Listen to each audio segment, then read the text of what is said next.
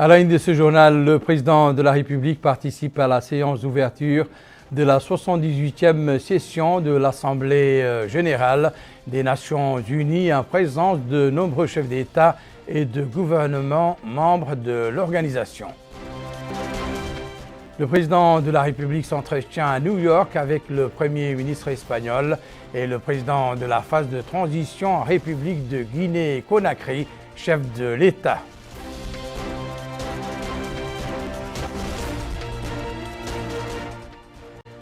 Le département de l'emploi démarre la 4e phase de mon projet Mon Avenir sur l'ensemble du territoire national.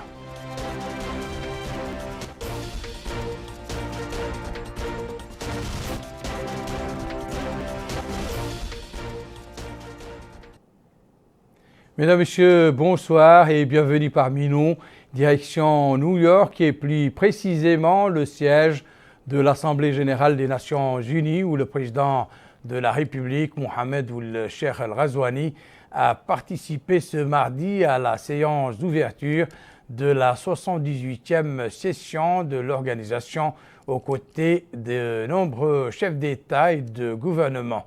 L'agenda de la présente session a été présenté par le secrétaire général des Nations unies, Antonio Guterres, dans son mot d'ouverture. L'ordre du jour de cette session porte sur les objectifs de développement durable, le sommet mondial sur le financement et 3 réunions de haut niveau sur la santé, le climat et la jeunesse.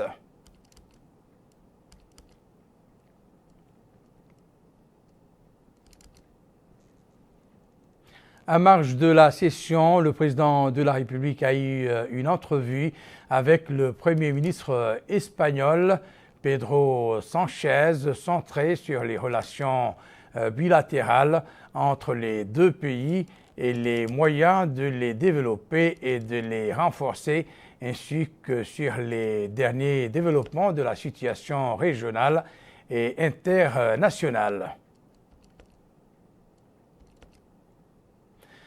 M. Mohamed Ould Cheikh El Ghazouani a également rencontré ce mardi à New York le colonel Mamadi Doumbia, président de la phase de transition en République de Guinée-Conakry, chef de l'État.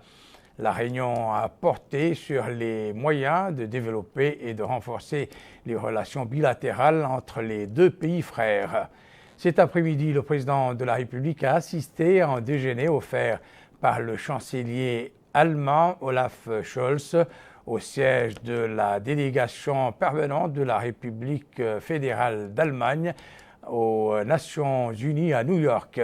Cette rencontre a été consacrée à la discussion de questions portant sur le renforcement de la présentation du continent africain au sein du G20, l'alignement des institutions financières sur les défis majeurs, en plus du renforcement de la coopération multilatérale et de la réforme de l'Organisation des Nations unies pour la rendre plus efficace pour faire face aux défis et aux répercussions des conflits mondiaux. Le président de la République et la délégation qui l'accompagne sont arrivés hier soir à New York pour participer aux travaux de la 78e session ordinaire de l'Assemblée générale des Nations unies de haut niveau et aux réunions de haut niveau. La présente session vise à relancer l'agenda 2030 pour le développement durable convenu en 2015 et lié à l'augmentation du niveau d'ambition climatique et au financement des domaines de développement, à la prévention, à la préparation et à la réponse aux épidémies, à la couverture sanitaire universelle, à la lutte contre la tuberculose et au traité sur l'interdiction des armes nucléaires. Selon une déclaration du secrétaire général de l'ONU, Antonio Guterres, 140 pays, 140 du moins dirigeants, chefs d'État et de gouvernement participeront à cette session. L'actualité chez nous est marquée ce jour à Nouakchott par la tenue d'un atelier de sensibilisation relatif à l'approbation du projet de loi portant lutte contre les violences à l'égard des femmes et des filles, Karma. Le ministère de la Justice vise à travers l'adoption de ce projet de loi Karma à préserver la dignité de la femme ainsi que le caractère sacré de la famille. Récit de Bokar Bailaba. La rencontre vise à ratifier le projet de loi Dignité afin de protéger le caractère sacré de la famille et de préserver la dignité des femmes et des filles en tant qu'incarnation des valeurs et des objectifs de l'islam et inspiré des principes constitutionnels et les accords internationaux. Et à cette occasion, le ministre des Affaires islamiques et de l'enseignement originel, Daoul Sidioul Amar Taleb, ministre de la Justice par intérim, a déclaré que le projet de loi dote la Mauritanie d'un cadre juridique global pour lutter contre toutes les formes de violence à l'égard des femmes et des filles à travers 4 dimensions visant à assurer la prévention, la protection, la non-impunité et la bonne prise en charge des victimes. Il a ajouté que l'élaboration du projet de loi sur les violences faites aux femmes et aux filles représente non seulement un acquis important pour la femme mauritanienne et l'aboutissement des luttes de la société civile en général, mais aussi pour des associations concernées par les questions féminines et incarne également la volonté du président de la République, M. Mohamed El-Cheikh Al-Ghazouani, de rendre justice aux femmes en préservant leur dignité et en élevant le niveau de leur participation à la conduite du processus de progrès sociétal.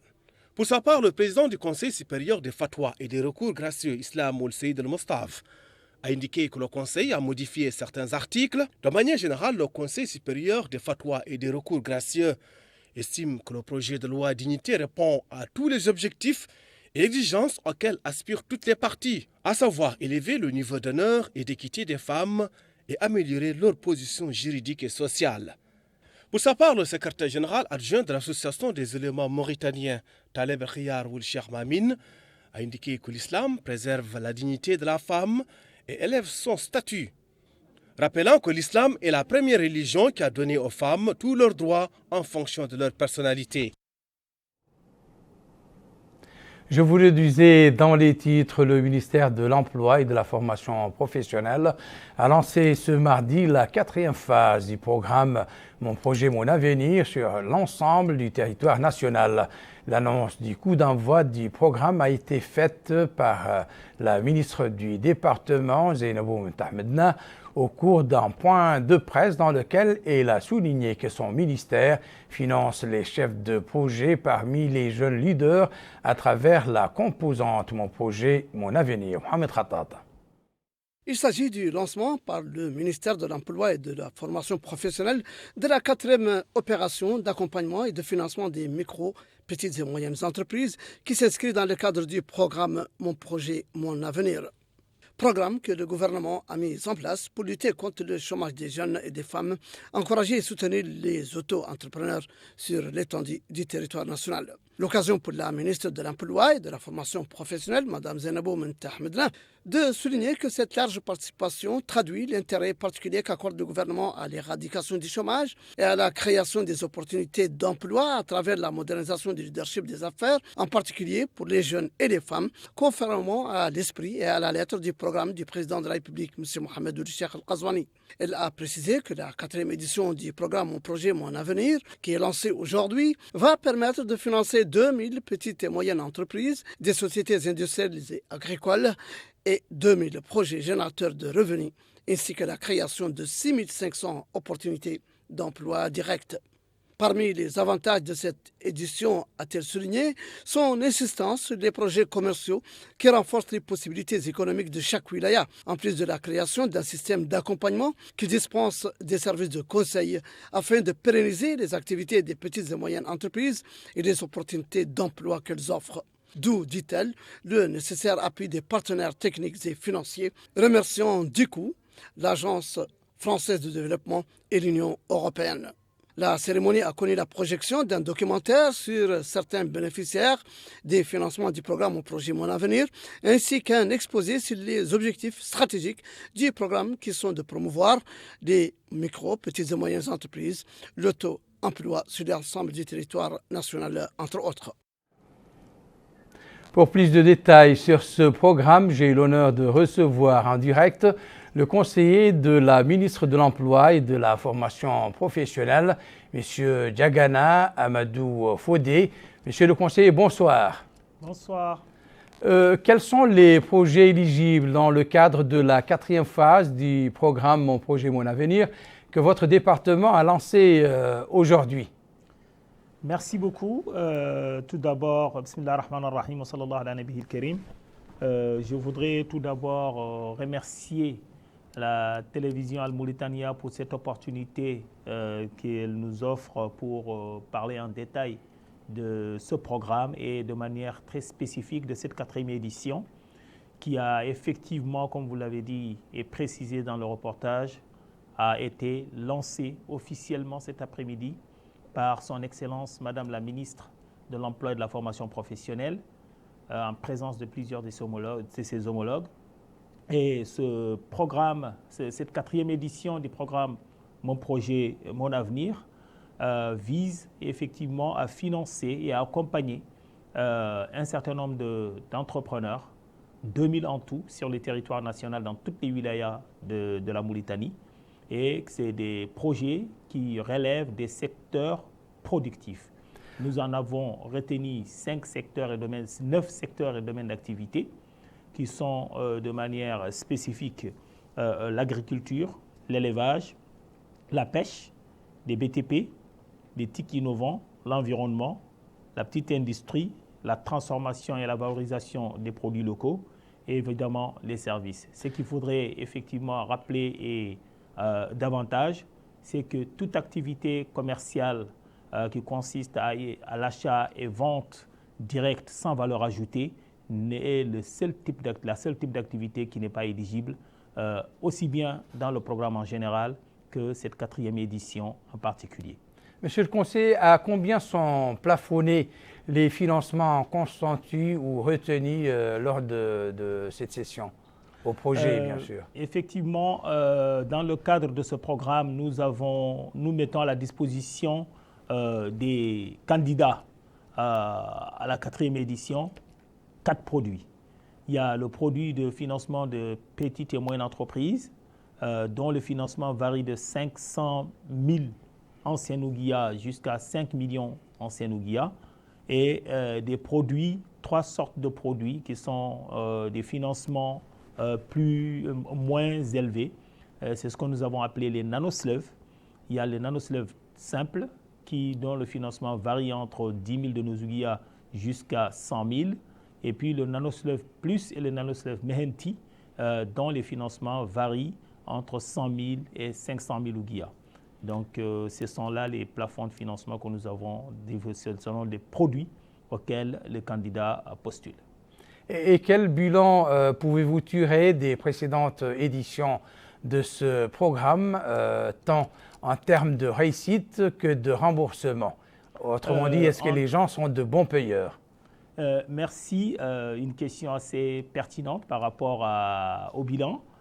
Nous avons eu l'opportunité de présenter ce bilan cet après-midi avec le lancement de la 4e édition. Nous avons un peu moins de 9 millions d'emplois, 900 000, c'est ça.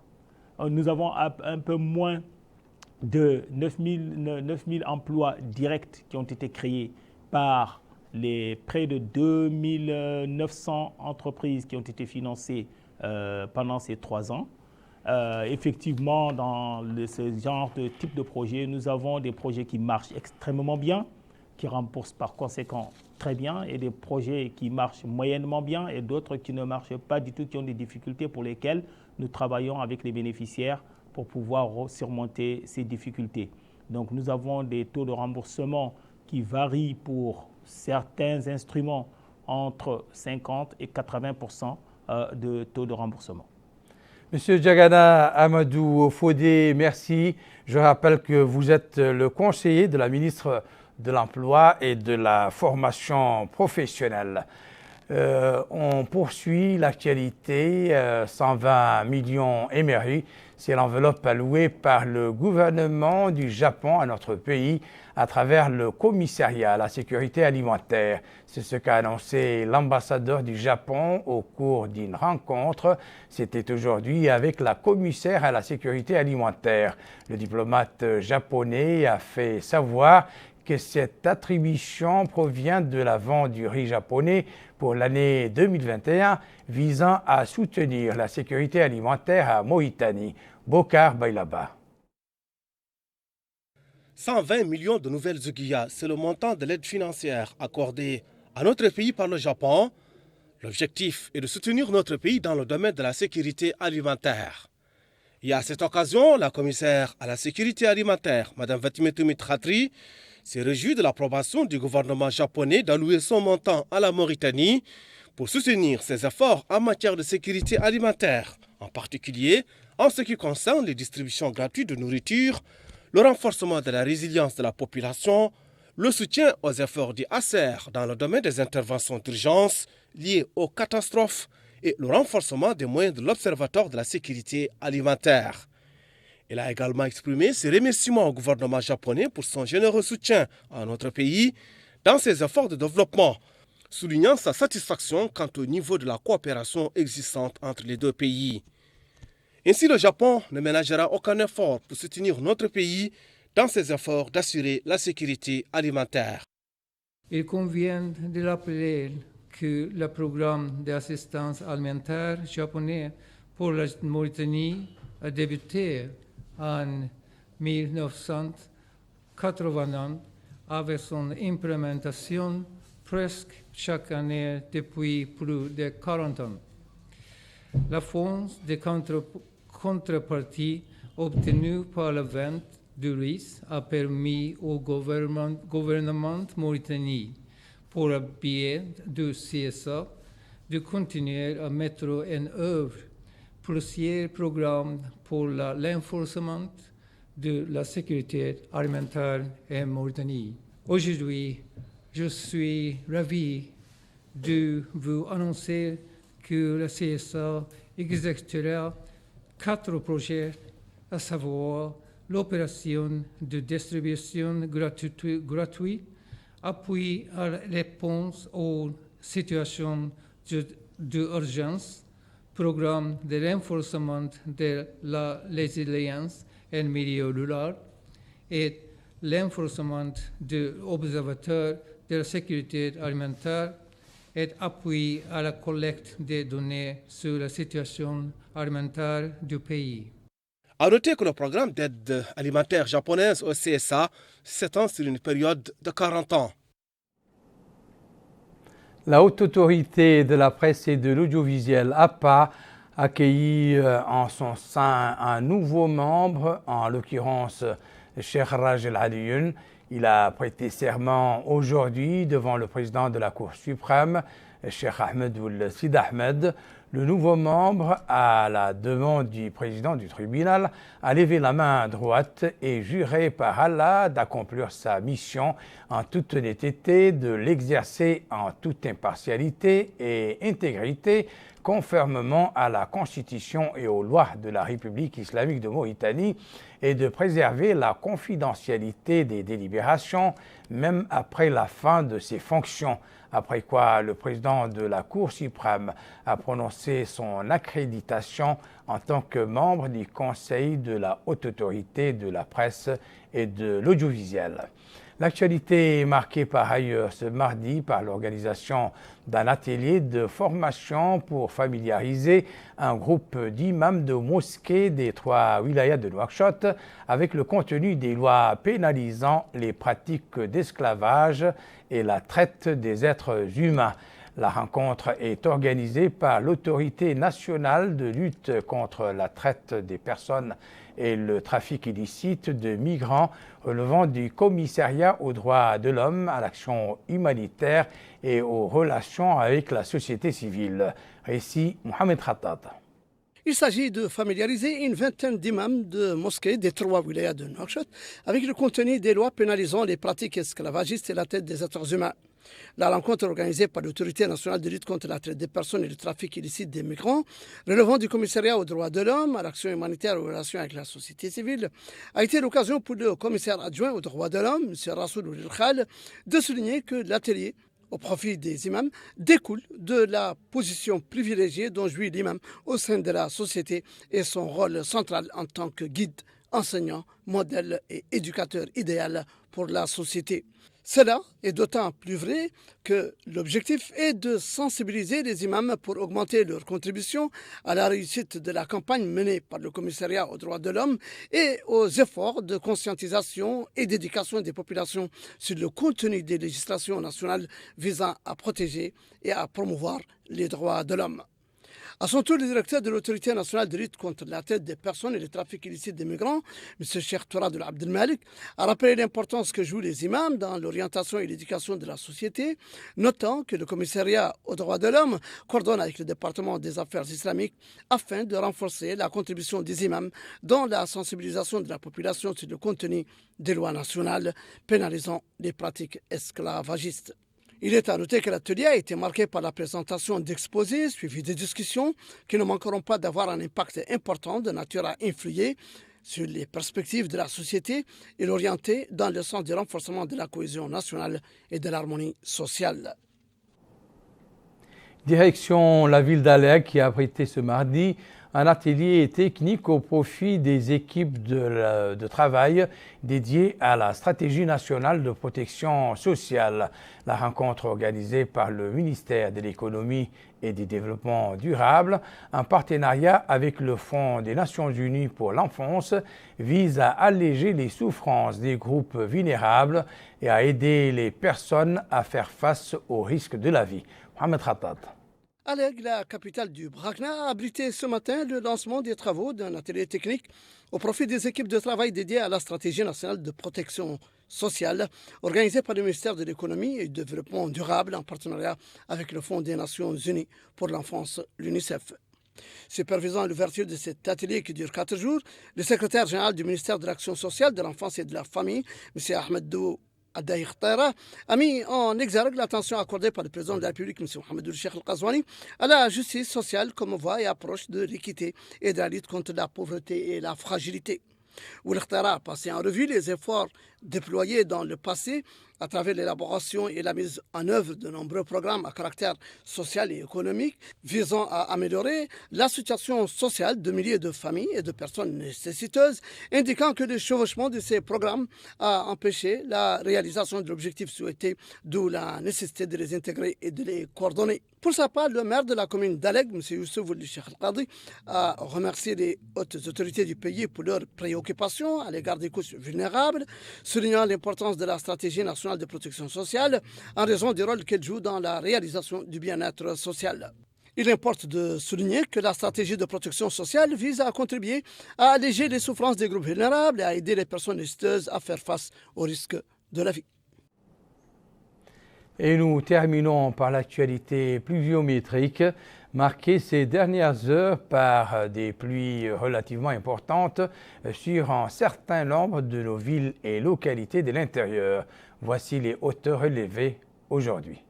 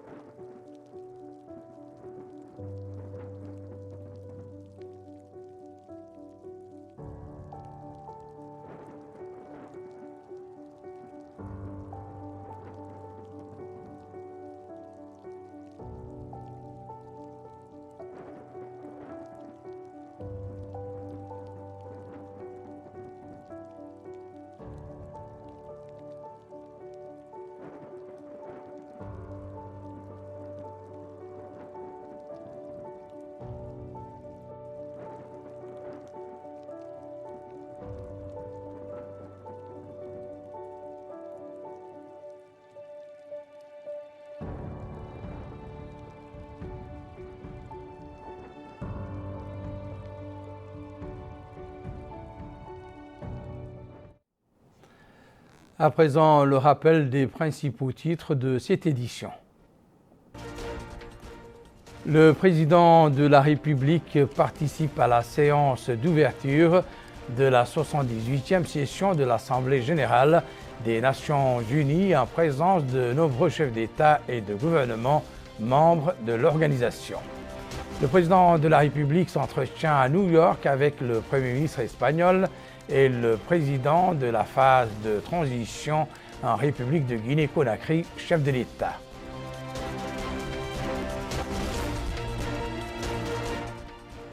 Le département de l'emploi démarre la 4e phase de mon projet Mon Avenir sur l'ensemble du territoire national.